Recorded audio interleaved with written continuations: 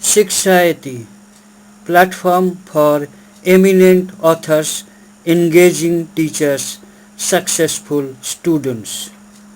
To know more, email.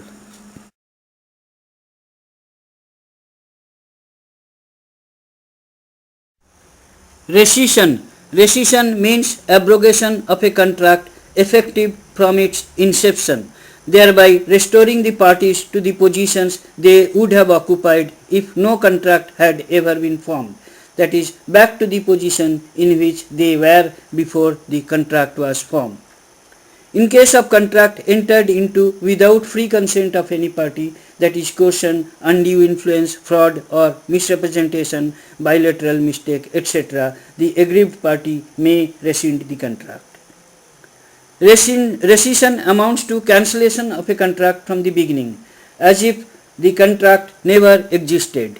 So a rescission requires that all parties be brought back to the position they were in before entering into the contract. This means any benefit received as part of the contract must be returned.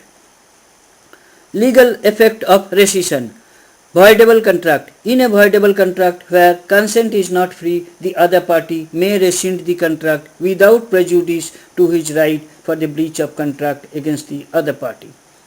A enters into contract with B to deliver certain goods to B by 15th, for which B shall pay on 1st of the next month. A does not supply the goods. B may rescind the contract and need not pay the price. Total rescission. In total rescission, the entire contract is discharged. That is, when one party fails in the performance of his obligation.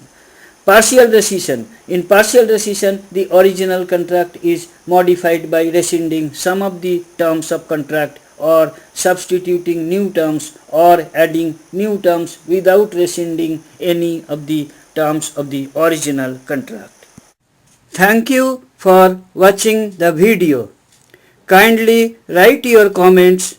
Click on the red subscribe button at the bottom of the video to get more details and free ebook. Email us.